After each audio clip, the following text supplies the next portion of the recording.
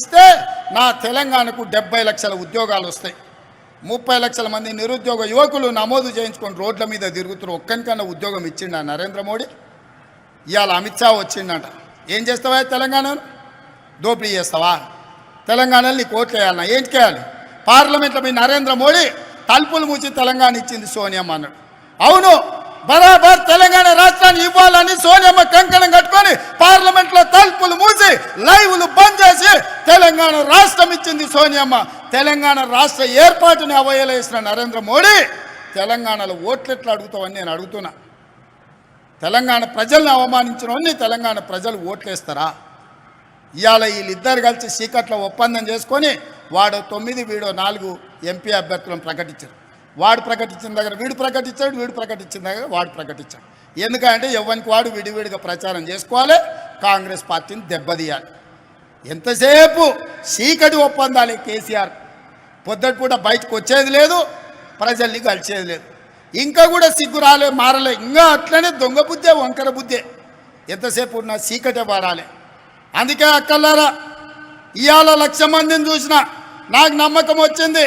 రాబోయే కొద్ది రోజుల్లో 10 లక్షల మందితోని మా ఆడబిడ్డలతో కవాతు చేపించి ఈ తెలంగాణ రాష్ట్రంలో ఉన్న 1 కోటి మంది ఆడబిడ్డలు కాంగ్రెస్ పార్టీతో ఉన్నారు. ఈ కాంగ్రెస్ పార్టీని, ప్రభుత్వాన్ని కంచేసి కాపాడతారు. కరెంటు వైర్ల లాగా అడ్డంగా నిలబడతారు.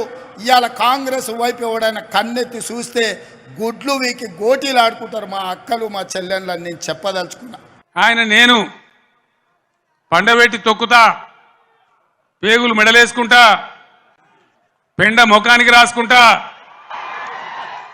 చీరుతా, సంపుతా, మానవ బాంబునైతా, మట్టి బాంబునైతా అని మాట్లాడతాడు. ఇంత అసహనమా? ఒక ముఖ్యమంత్రి మాట్లాడవలసిన భాషనా ఇది? పద్ధత? తెలంగాణ రాష్ట్రానికి, సమాజానికి ఇది ఒక గౌరవమా? దయచేసి ప్రజలు ఆలోచించాలని చెప్పి నేను కోరుతా ఉన్నా. ఈ కరీంనగర్ గడ్డ నుంచి యావత్తు తెలంగాణ ప్రజానీకానికి నేను పిలిపిస్తా ఉన్నా. తెలంగాణ ముఖ్యమంత్రి అంటే తెలంగాణ మాట్లాడే మాటలు, ఆ ముఖ్యమంత్రి మాట్లాడే మాటలు, ఎవరన్నా ముఖ్యమంత్రి పదవులు ఉన్న వ్యక్తి మేము మానవ బాంబులం అయితే మనం మాట్లాడచ్చునా? మాకు మాట్లాడరాదా?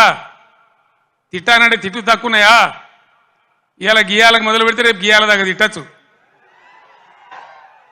నేను మాట్లాడినా, తెలంగాణ ఉద్యమంలో మాట్లాడినా, తెలంగాణ వ్యతిరేకించిన వాళ్ళను దద్దమ్మలు అన్నా, సన్నాసులు అన్నా, సమైక్యవాదం, సమగ్రాభివృద్ధి అంటే సన్నాసులారా ఏది రాని మాట్లాడినా.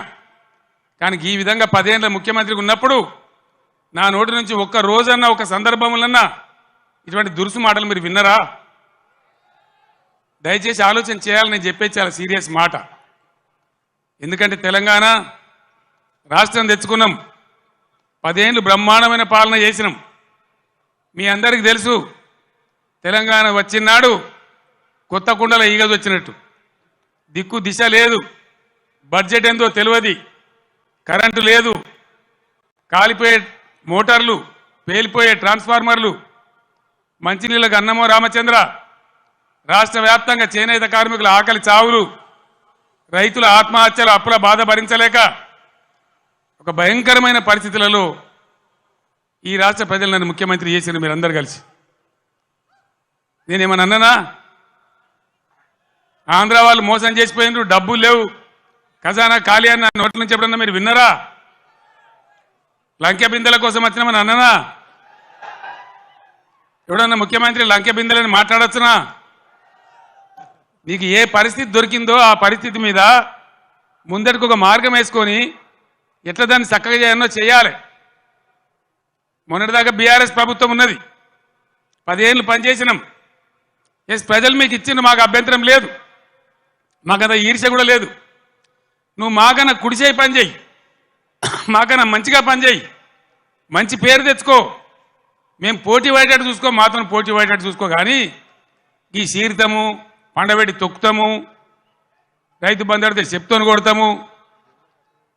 ఒక్క మాట దయచేసి మీరు ఆలోచన చేయాలి.